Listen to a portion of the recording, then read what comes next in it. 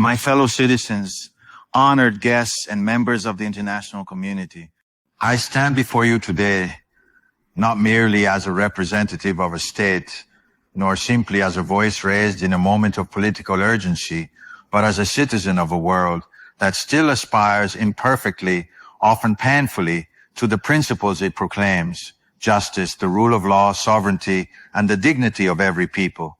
We gather at a moment when those principles are being tested in ways both familiar and new, and when the decisions of powerful institutions and powerful states ripple outward to shape the lives of millions far beyond their capitals.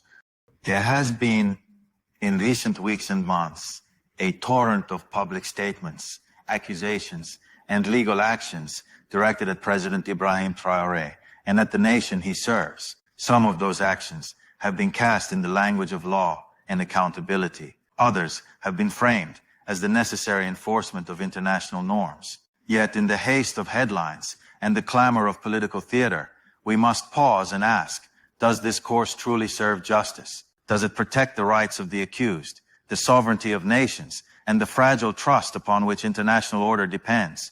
Let me be plain. To call for accountability under the law is not the same as presuming guilt. To support a fair international legal system is not to cheer the automatic triumph of any single political interest. The essence of justice is not the speed of the accusation, but the fairness of the process. It is not the volume of condemnation, but the rigor of evidence and the impartiality of adjudication. Any institution, however venerable, risks losing its moral authority if it is perceived as an instrument of selective enforcement, wielded disproportionately against those who lack the diplomatic weight to defend themselves. History teaches us that the legitimacy of international justice rests upon two pillars. The first is impartiality, the idea that legal mechanisms apply equally to all, regardless of power, wealth, or alliance. The second is the integrity of process, the concrete rights accorded to the accused, clarity of charges, access to counsel, opportunity to present a defense, and a judgment rendered by a genuinely independent tribunal. When either pillar is weakened, the entire structure creaks. It is in defense of these pillars that I speak today, not to shield any individual from scrutiny, but to insist that scrutiny be conducted fairly and transparently, not to diminish the real grievances that may be raised, but to elevate the standards by which those grievances are addressed. When accusations are brought in ways that appear politically calibrated, or when powerful states proclaim guilt in press conferences before adjudicators can consider evidence, the consequence is not only to injure one person or one nation, it is to erode the shared norms that protect us all. Sovereignty is more than a rhetorical device. For many nations, sovereignty represents the hard-won ability to decide their own fate, to manage their resources, to determine their laws, to steward their development. That sovereignty does not grant impunity for wrongdoing, nor should concerns for sovereignty be used as a shield for illegal acts. But sovereignty does demand that any intervention, political, legal, or economic, be pursued with respect for due process and for the predictable, impartial application of rules. We must also recognize the asymmetry in global power. Not all states sit at the same table. Not all states have the same means to defend themselves in international fora. When the instruments of international law are invoked selectively, applied with different expectations to different states, the result is not justice, but a hierarchy of accountability. Such a hierarchy breeds resentment, undermines cooperation on shared challenges, and invites polarization when global problems most need collective solutions. Ibrahim Traore, as an individual and as the leader of his country, is entitled to the protections that every person deserves under the rule of law. She is entitled to a process that tests allegations on their merits, not on the basis of political convenience. He is entitled to representation and to the right to present evidence, to call witnesses, and to challenge the credibility of accusations. If wrongdoing is proven through such a process, accountability must follow. If not, then reputations and nations must not be summarily condemned in the court of public opinion. But the question before us is broader too. This is about whether the international community will pursue accountability in ways that are consistent with its own professed values. Will it be guided by impartial procedure, by transparent standards, and by an awareness that the credibility of international institutions depends on their even-handedness? Or will the pursuit of certain geopolitical goals come to overshadow the principle that all are equal before the law? We must insist that any international proceedings meet a few inescapable standards. First, full transparency, both in the evidence presented and in the reasoning behind legal decisions, consistent with protecting legitimate needs for confidentiality where appropriate. Second, independence of adjudicators, free from the real or perceived influence of states with outsized interests. Third, a commitment to non-politicization of legal instruments. Legal institutions must not be repurposed as extensions of political policy. Fourth, and crucially, respectful engagement with the sovereign rights of the nation in question, including avenues for diplomatic dialogue and remediation that do not automatically default to punitive measures. To those leaders and states that have spoken loudly in condemnation but have been less enthusiastic about investing in a truly fair process, I say this: moral certainty without procedural fairness is fragile. It is fragile because it can be easily overturned.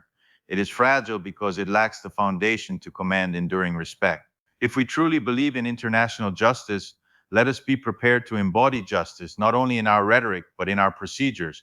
At the same time, we must always put the interests of the people at the center of our deliberations. The citizens of every country, Burkina Faso included, deserve security, economic opportunity, and a voice in the international system.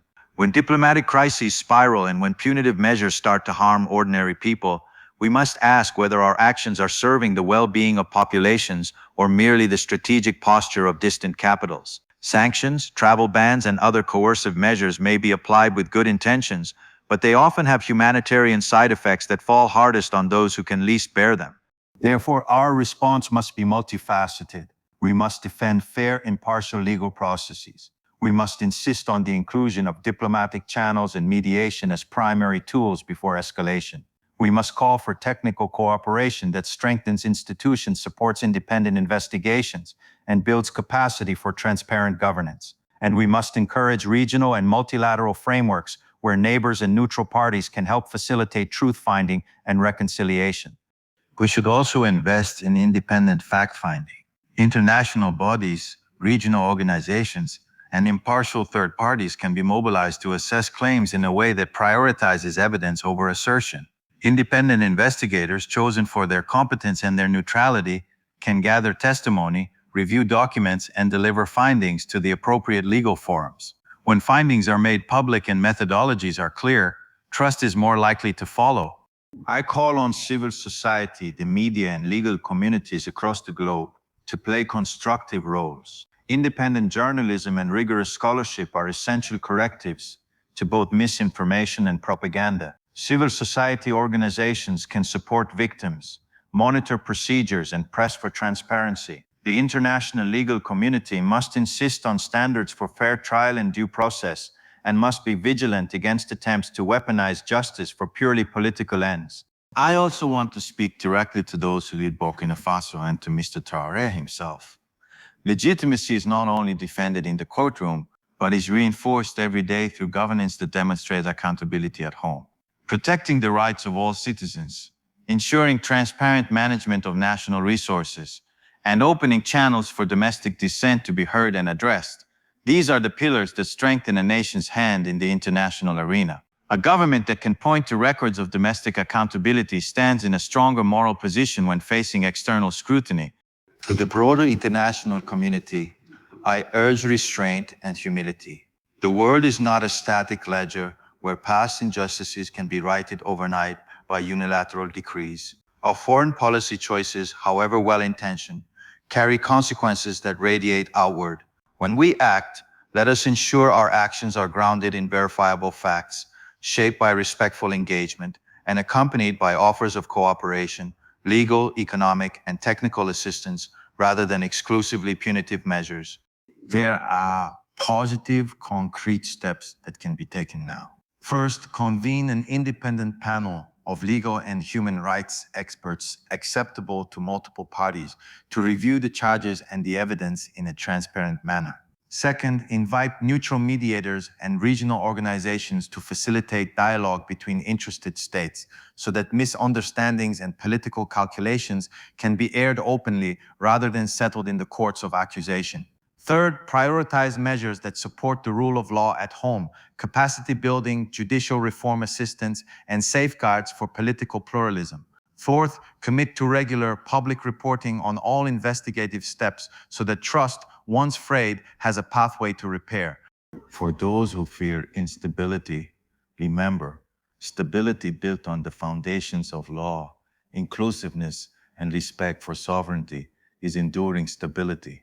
Populist shortcuts, shouting down opposing voices abroad, rapid punitive measures without process, create cycles of grievance that sow long-term instability. If we truly seek a more peaceful international order, we must be patient enough to build the institutions that sustain it. Let us also acknowledge the legitimate frustrations that countries feel about hypocrisy in international affairs. Those frustrations are not mere excuses, they are warnings. They tell us that if the institutions meant to represent universal values appear partial, they will lose moral force. And when moral force is lost, the vacuum is often filled by cynical realpolitik. We must therefore recommit ourselves to making international institutions worthy of the trust they demand. To the peoples of Africa, Latin America, Asia, and beyond who have watched these events with concern, I say your safety and dignity matter. The architecture of international relations must be responsive to your needs, not only in times of crisis, but in the long arc of development and justice. We must work together to strengthen regional mechanisms that give neighboring states voice and agency in resolving disputes that affect them most directly. And finally, to the young people of Burkina Faso and across the world who deserve a future unburdened by the failures of their elders, know this: there are many in positions of influence who still believe in fairness, who still believe that diplomacy can solve what force cannot. The struggle for a better system is not the responsibility of any one leader, nor of any one country. It belongs to all who value justice over spectacle and who choose the painstaking, often imperfect work of building institutions that can sustain peace. I close with a plea for temperance, for reason, and for courage. The courage to subject our own policies to the same standards we demand of others. The courage to prefer evidence over rhetoric. The courage to pursue restorative measures where appropriate, rather than reflexive punishment. In the end, our ultimate allegiance must be to the principles that bind us into a common humanity: fairness, respect for sovereignty, and a commitment to lawful, peaceful resolution of disputes. Let us recommit, now and together, to a course that defends the rights of the accused and the integrity of institutions alike.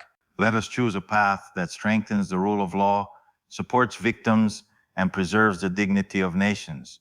In doing so, we will not only serve the interests of any single leader or state, we will contribute to a more just, stable, and humane international order for generations to come. Thank you.